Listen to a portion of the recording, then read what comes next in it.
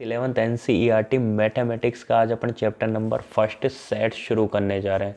बेटा एक बहुत ही इंपॉर्टेंट चैप्टर होने वाला है ये, क्योंकि ये अपने आगे के जितने भी चैप्टर्स हैं, मतलब बहुत सारे चैप्टर्स हैं, चाहे वो कैलकुलस के चैप्टर और डिफरेंशिएशन हो गया, इंटीग्रेशन हो गया, या बहुत सारे और भी चैप्टर्स हैं, इसके अलावा प्रोबेबिलिटी होगी, तो वहाँ पर बहुत ज़्यादा काम में आने वाला है। तो ये जो चैप्टर है इसको बहुत अच्छे से तुम लोगों को समझना है, क्योंकि इस चैप्टर का यूज़ अपने पास में सेकेंड नंबर चैप्टर में भी होगा, जो रिलेशन एंड फंक्शन के नाम से है। तो चैप्टर को बेटा अच्छे से समझना कि यार सेट्स होते क्या है, फिर अपन सेट्स को रिप्रेजेंट किस तरीके से करते हैं, और भी बहुत सारे टॉपिक्स आएंगे, छोटे छोटे टॉपिक्स आएंगे, पावर सेट आएगा, वेन डायग्राम आएंगे। तो इन सब के बारे में अपने को अच्छे से समझना है, क्योंकि ये यार प्रोबेबिलिटी में भी काम में आता है। इसके अलावा डिफरेंशिएशन हो गया, इंटीग्रेशन हो गया, उसमें भी ये मतलब सीधी सी बात है, ये जो चैप्टर है ये सेकंड नंबर चैप्टर में काम में आता है, और सेकंड नंबर चैप्टर का नाम है रिलेशन एंड फंक्शन। और वो जो चैप्टर अपने कम से कम 7 से 8 चैप्टर्स में काम में आता है, तो बहुत इंपॉर्टेंट चैप्टर अपने लिए, तो इसको अच्छे से समझना। बेटा सबसे पहले बात कर लेते हैं यार ये सेट्स होते क्या हैं। किसकी बात कर लेता हूँ मैं सबसे पहले, ये जो सेट्स है इसकी डेफिनेशन क्या है। देखो सेट्स, ठीक है, सेट्स को हिंदी में क्या बोलते हैं, समुच्चय बोलते हैं, ठीक है ना। जो सेट्स होता है उसको हिंदी में क्या बोलते हैं, समुच्चय बोलते हैं। तो एक बार इसकी डेफिनेशन लिख देता हूँ, क्या डेफिनेशन क्या होगी। तो देखो डेफिनेशन क्या है, फिर उसके बारे में डिस्कस कर लेंगे अपन। A well defined a well-defined collection of objects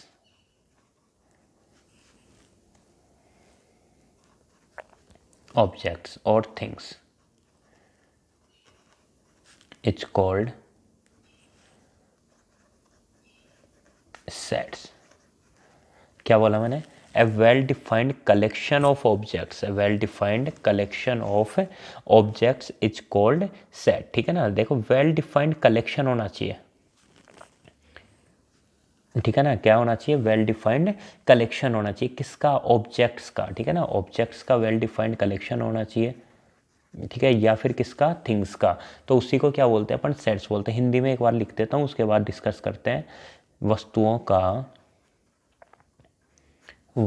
का सुपरिभाषित संग्रह,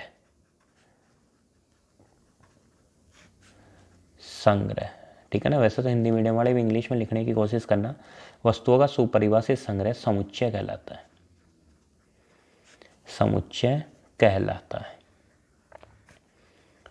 ठीक है। वस्तुओं का सुपरिभाषित संग्रह क्या कहलाता है, समुच्चय कहलाता है। Well defined collection of objects is called sets, ठीक है। अब यार सबसे पहले बात कर लेते हैं कि यार वेल डिफाइंड का मतलब क्या होता है। तुम लोग बात कर सकते थे, बोले सर डायरेक्टली कलेक्शन ही बोल देते, संग्रह ही बोल देते, लेकिन ये सुपरिभाषित का मतलब क्या हुआ, ठीक है ना। वेल डिफाइंड का मतलब क्या हुआ, तो यहीं से क्वेश्चंस आएंगे। बहुत सारे यार सेट्स बनते हैं, तो अपन किसको सेट बोले और किसको सेट नहीं बोले। यानी कलेक्शन तो बहुत सारे होते हैं, कलेक्शन तो बहुत सारे बनते हैं, लेकिन उसमें से अपन सेट किसको बोले और किसको सेट नहीं बोले। सीधी सी बात है, every set is a collection but every collection is not a set. जितने भी सेट होते हैं वो सारे के सारे कलेक्शन होते हैं, लेकिन जो हर कलेक्शन को अपन सेट नहीं बोल सकते।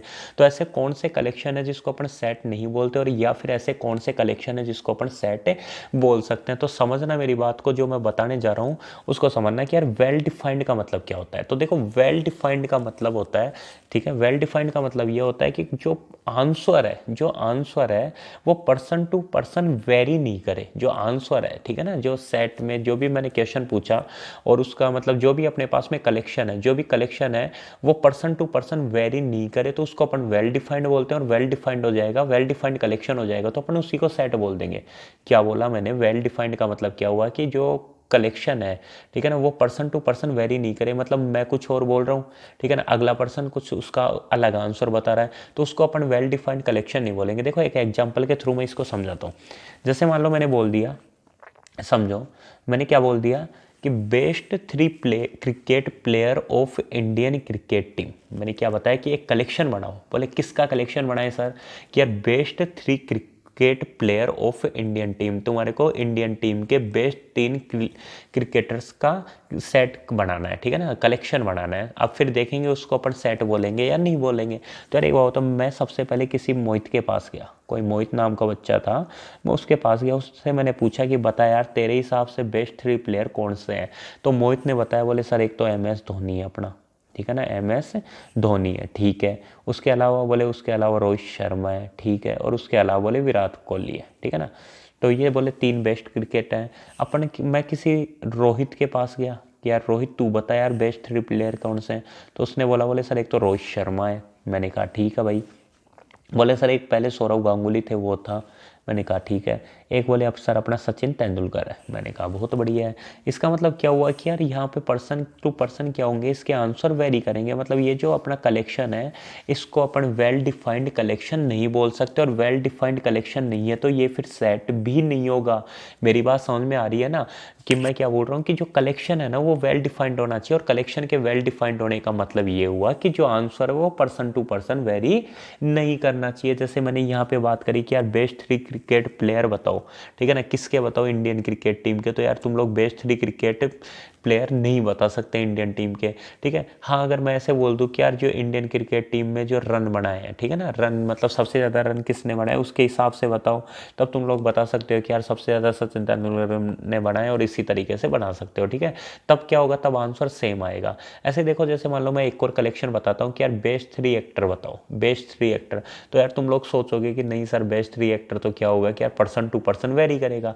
कहने का मतलब मेरे कोई 3 बेस्ट जो एक्टर हैं वो कुछ और हैं, किसी दूसरे बंदे के पास जाएंगे तो उसके लिए कुछ और मिल जाएंगे, ठीक है ना। हो सकता है मेरे को क्या हो ऋतिक रोशन पसंद हो सकता है सामने वाले को ऋतिक रोशन पसंद ही ना हो सकता है मेरे को नवाजुद्दीन सिद्दीकी अच्छा लगता हो सकता है सामने वाले बंदे को नवाजुद्दीन सिद्दीकी बिल्कुल भी पसंद नहीं हो।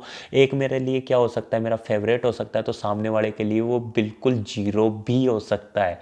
कहने का मतलब क्या हुआ कि person to person answer vary करेगा, इसलिए इसको अपन बेस्ट वो वेल डिफाइंड कलेक्शन नहीं बोल सकते। लेकिन मैं बोलूँ तुम लोगों से कि बेटा ये बताओ नेचुरल नंबर्स क्या होते हैं। मैंने क्या बोला बेटा कि ये बताओ नेचुरल नंबर्स क्या हो सकते हैं, ठीक है ना। तो देखो सेट या फिर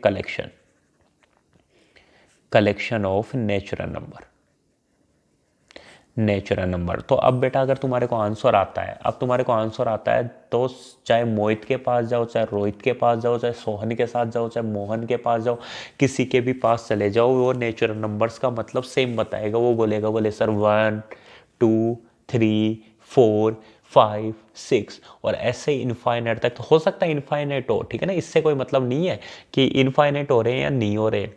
अपने को मतलब किससे है कि कलेक्शन कैसा होना चाहिए, वेल डिफाइंड होना चाहिए, मतलब answer person to person vary नहीं करना चाहिए।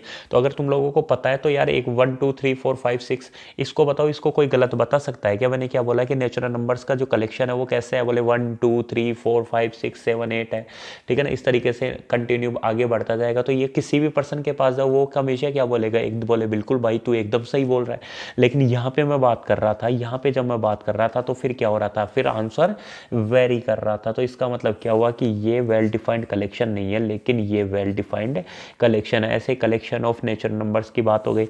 ऐसे देखो कलेक्शन ऑफ वॉल नंबर हो गए, ऐसे कलेक्शन ऑफ इंटीजर्स हो गए, ठीक है ना। इस तरीके से बहुत सारे नंबर्स हैं। अब मैं तुम लोगों से पूछूं कि यार ये बताओ मेरे को the collection of 10 most talented writers of India, कि यार मोस्ट टैलेंटेड राइटर्स कितने, 10 टैलेंटेड राइटर्स बताओ किसके, इंडिया के। तो यार ये तुम लोग खुद ही सोच के बता सकते हो ना कि यार सर बोले ये तो वेल डिफाइंड नहीं है।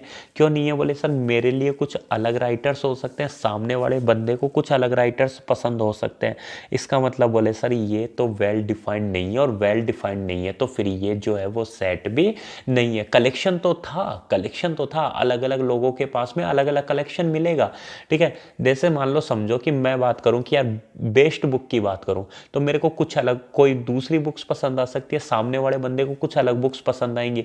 जैसे मान लो मेरे को क्या हुआ कि मेरे को APJ अब्दुल कलाम साहब की अग्नि की उड़ान पसंद है, लेकिन हो सकता है कोई दूसरा वो बंदा है उसको APJ अब्दुल कलाम साहब की अग्नि की उड़ान पसंद ही नहीं है।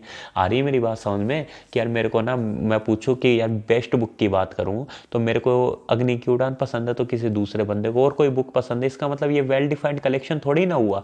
या फिर मैं मेरी बेस्ट 3 बुक्स की बात करूं तो वो भी मेरे लिए वेल डिफाइंड नहीं हुआ, मेरे को कुछ अलग पसंद है। कलेक्शन तो है मेरे पास में, सामने वाले बंदे के पास भी कलेक्शन है, लेकिन कलेक्शन मैच नहीं होता, कलेक्शन मैच नहीं हो रहा, इसका मतलब ये वेल डिफाइंड नहीं है। और वेल डिफाइंड नहीं है तो फिर इसको अपन सेट नहीं बोलेंगे। लेकिन यहाँ पे मैंने नेचुरल नंबर्स की बात करी तो वो किस में आ गया, सेट में आ गया। लेकिन जैसे मैं बोलूँ the collection of all even integers, even integers की बात करूँ तो यार तुम लोग बोलोगे सर बोले इवन इंटीजर्स की जब बात हो रही है तो इसका मतलब क्या होगा कि वो वेल डिफाइंड कलेक्शन होगा। वेल डिफाइंड कलेक्शन का मतलब मेरे पास में जो आंसर होंगे वो ही क्या होगा, सामने वाले बंदे के पास में आंसर होंगे, इसका मतलब वो क्या हुआ, एक सेट हो जाएगा। जैसे एक छोटा सा example, the collection of all boys in your class, तुम्हारी क्लास के अंदर जितने भी बॉयज हैं उनका कलेक्शन। तो एक बताओ तुम लोग क्या करोगे, बिल्कुल बना सकते हो ना, आराम से बना सकते हो यार। जैसे मान लो कौन कौन है, मोहित, रोहित, सोहित, ठीक है ना, इस तरीके से राम श्याम सीता, वो राम श्याम, ठीक है, इस तरीके से रोहन मोहन, इस तरीके से अपने पास में क्या है, आराम से अपन कलेक्शन बना सकते हैं। हो सकता है बहुत सारे हो सकता है बहुत सारे हो, लेकिन हो सकता है बहुत सारे हो, लेकिन कलेक्शन तो सही है ना, कलेक्शन तो सही है। देखते ही अपन बता सकते हैं कि कौन सी क्लास के स्टूडेंट्स की बात हो रही है, इसका मतलब वो क्या हुआ, वेल डिफाइंड हो गया। तो ये भी मैं एग्जाम्पल में लिख देता हूँ, the collection of all boys in your class, the collection of all boys in your class। ठीक है, हिंदी मीडियम वाले स्टूडेंट्स भी समझ गए होंगे।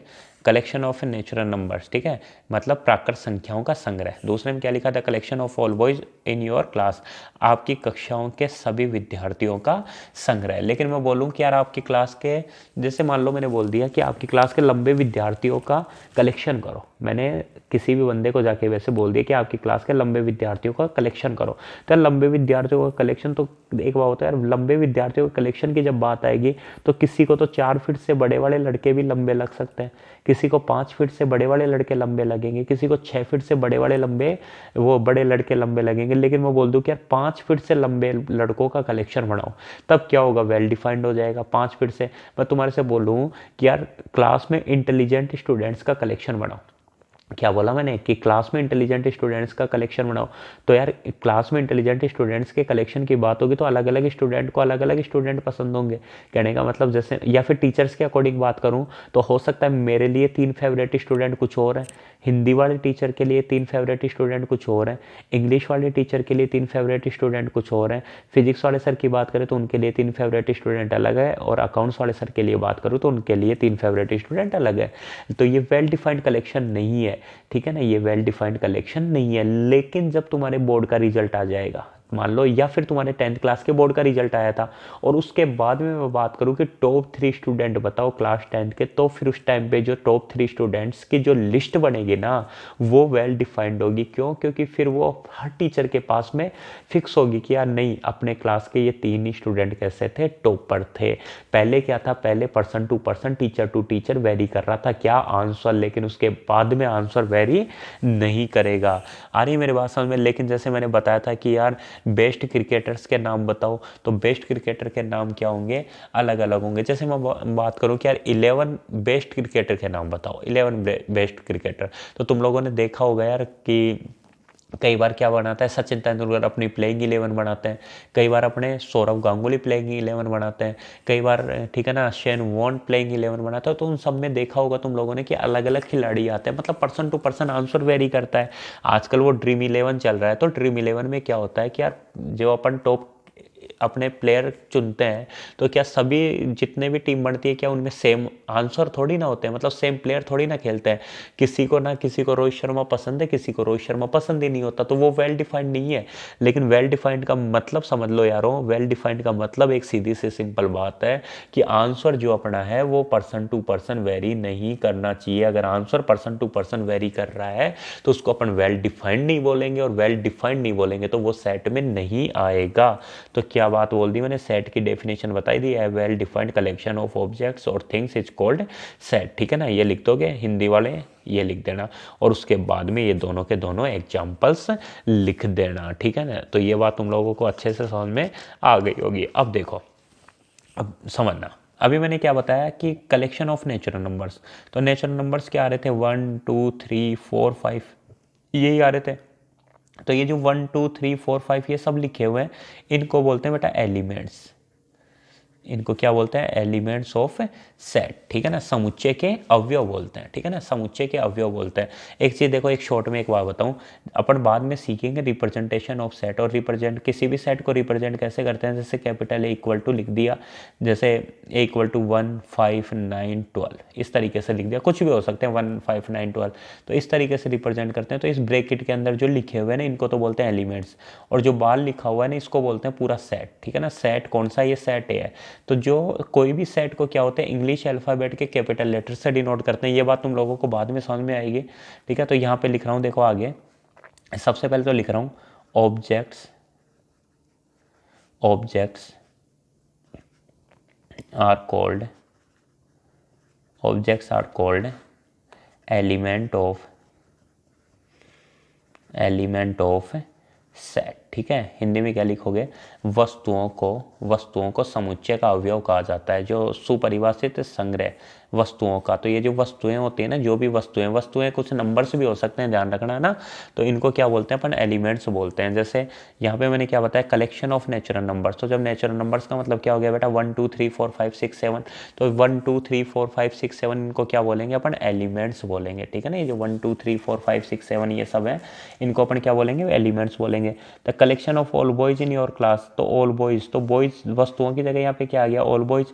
अब बॉयज क्या है, जैसे मोहन है, ठीक है ना, रोहित है, ठीक है, सोनू है, मोनू है, ठीक है। तो ये जो है ना, मोहन, रोहित, सोनू, मोनू, इन सबको क्या बोलेंगे अपन, एलिमेंट्स बोलेंगे, ठीक है ना, एलिमेंट्स बोलेंगे। तो ऑब्जेक्ट्स, ठीक है ना, objects are called element of set, ठीक है ना। अगली लाइन लिख रहा हूँ कि जो सेट होता है, ठीक है ना, element of set are represented by small letters and the set usually denoted by capital letters, ठीक है ना। जो सेट होता है, sets are usually denoted by capital letters,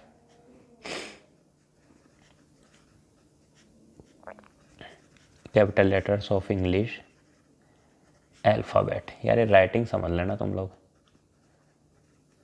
ठीक है ना। जो सेट होता है ना, उसको अपन क्या करते हैं, usually capital letters of English alphabet से डिनोट करते हैं। हिंदी में क्या लिखोगे, समुच्चय को, समुच्चय को सामान्यतः, सामान्यतः अंग्रेजी वर्णमाला के बड़े अक्षरों, अंग्रेजी वर्णमाला के बड़े अक्षर समझ गए ना, ए बी सी डी, इनसे डिनोट किया जाता है, इनसे दर्शाया जाता है, ठीक है ना। सामान्यतः अंग्रेजी वर्णमाला के बड़े अक्षरों द्वारा दर्शाते हैं, ठीक है ना, किसको, सेट्स को। पूरा जो सेट होता है, सब सीखेंगे बेटा, सब सीखेंगे, घबराने की जरूरत नहीं है, कैसे डिनोट करते हैं ये ध्यान रखना। ये जो चैप्टर है ना अपना, ये ऐसा चैप्टर है जिसके बारे में अपन ने पहले कभी नहीं पढ़ा।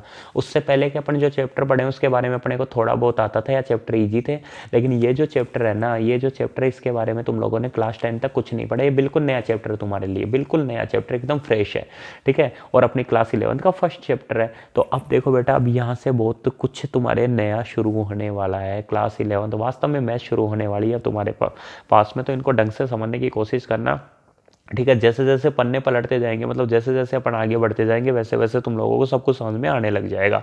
आज थोड़ा बहुत बेसिक समझा रहा हूँ, आज ज़्यादा कुछ नहीं, केवल आज के लिए तुम लोगों को सेट की डेफिनेशन याद रखनी है कि सेट की डेफिनेशन क्या है, और कुछ एक बातें जो मैं लिखवा रहा हूँ वो तुम लोगों को ध्यान रखना है, ठीक है। तो सेट क्या होता है, सेट को अपन यूजुअली डिनोट करते हैं किससे, capital letters of English alphabet से।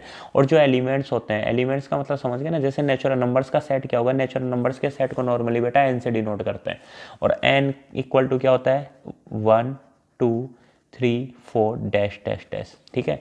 तो ये जो नेचुरल नंबर्स के सेट को किससे डिनोट करते हैं, एन से, और ये जो 1 2 3 4 इनको क्या बोलते हैं बेटा, एलिमेंट्स बोलते हैं। अब यहाँ पे तो एलिमेंट्स अपने को पता है, मान लो पता नहीं होता तो अपन इनको नॉर्मली क्या मानते हैं, ए बी सी डी, तो बाहर तो बड़ा अक्षर और अंदर इस ब्रैकेट के अंदर क्या लिखते हैं, छोटे अक्षर लिखते हैं, ठीक है। इसको कौन सा रिप्रेजेंटेशन बोलते हैं, क्यों रिप्रेजेंटेशन, किस तरीके से अपन ने रिप्रेजेंट किया, ये सब अपन बाद में टॉपिक पढ़ेंगे। अभी के लिए केवल इतनी सी बात लिख दो कि elements of set, elements of set are, दिख रहा है ना, बिल्कुल, रिप्रेजेंटेड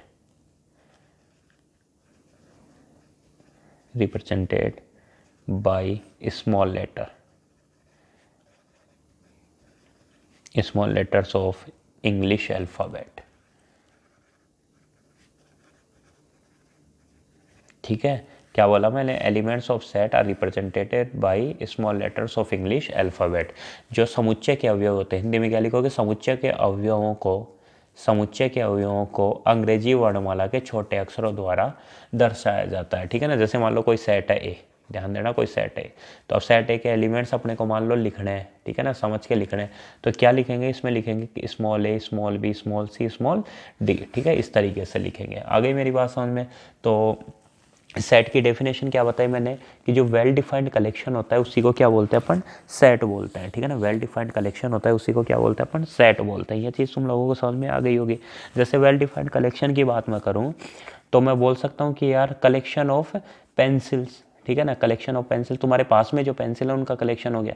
या फिर बाद में मैं बात करूँ natural number less than 7, natural numbers less than 7, तो जब लेस देन 7 की बात होगी नेचुरल नंबर्स की, तो कौन कौन से आएंगे, 1 2 3 4 5 6। ध्यान रखना 7 से लेस नहीं है, 7 तो 7 के इक्वल है। तो कौन कौन से नेचुरल नंबर्स आएंगे, 1 2 3 4 5 और 6 आएंगे। इसका मतलब क्या हुआ, कि जो नेचुरल नंबर्स है, ठीक है ना, ये जो लेस देन 7 वाला जो नेचुरल नंबर्स का कलेक्शन है वो सेट हो जाएगा। क्यों, क्योंकि सबका आंसर क्या होगा, 1 2 3 4 5 और 6 होगा। ठीक है ना, इस तरीके से। लेकिन मान लो मैं तुम लोगों को बोल देता कि यार बेस्ट 3 एक्टर बताओ, तो यार वहाँ पे वेल डिफाइंड नहीं था। वेल डिफाइंड क्यों, क्योंकि person to person answer vary कर रहा था। तो वहाँ पर क्या होगा, वहाँ पे अपन उसको सेट नहीं बोल सकते। एक बात बताओ मेरे को यार, कि मैं बोल दूँ कि मुंशी प्रेमचंद द्वारा जो कविताएं लिखी गई, वो सॉरी कहानियाँ लिखी गई हैं उनका कलेक्शन, या बुक्स की बात करो कि मुंशी प्रेमचंद द्वारा जो बुक्स लिखी हुई हैं उनका कलेक्शन, तो बेटा उनका कलेक्शन तो वेल डिफाइंड है ना। क्यों, क्योंकि जो भी बुक्स लिखी हुई हैं वो फिक्स है। हो सकता है बहुत सारी बुक्स हो, लेकिन कलेक्शन तो फिक्स है। लेकिन मैं तुम्हारे को बोल दूँ best 3 books of written by Munshi Premchand, की मुंशी प्रेमचंद द्वारा जो बुक्स लिखी हुई है उसमें से बेस्ट 3 बुक्स कौन सी हैं, तो फिर क्या होगा, तो फिर person to person answer vary करेगा। और जब person to person answer vary करेगा तो अपन उसको कलेक्शन नहीं बोलेंगे। तो यहाँ तक की बातें तुम लोगों को समझ में आ गई होंगी। एक बहुत ही इंपॉर्टेंट बात नोट डाल के लिख देता हूँ, दिख रहा होगा आप लोगों को। देखो नोट डाल के एक इंपॉर्टेंट बात लिख रहा हूँ। If A is an element of set A.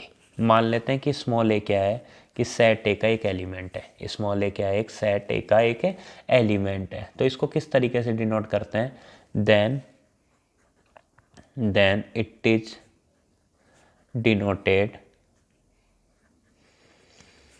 Denoted by A belongs to set A. इस तरीके से डिनोट करते हैं। ठीक है, इसको क्या बोलते हैं, इसको पढ़ते हैं बेटा ए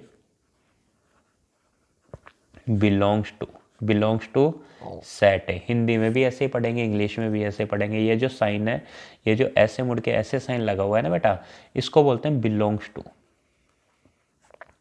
किसका साइन बोलते हैं, बिलोंग्स टू का साइन बोलते हैं। ये कब होता है, जब ए जो एलिमेंट है वो सेट ए का एलिमेंट हो। अभी इसके बारे में डिस्कस कर लेंगे, है ना, घबराओ मत। और दूसरी बात लिख रहा हूँ, if B is not an element of set B. मान लेते हैं कि कोई जो बी है ना, कोई एलिमेंट बी, ठीक है ना, इफ एलिमेंट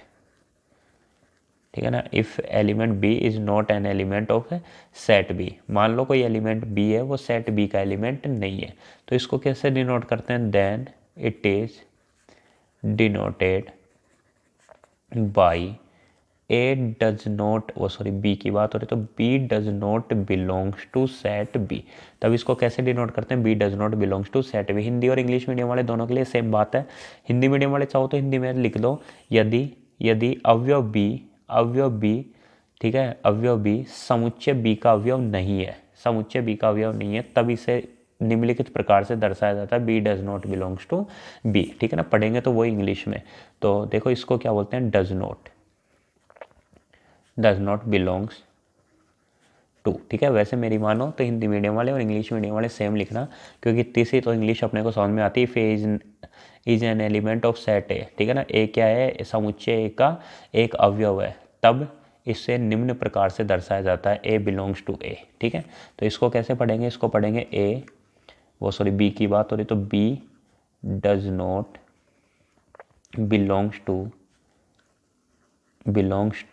बी, ठीक है।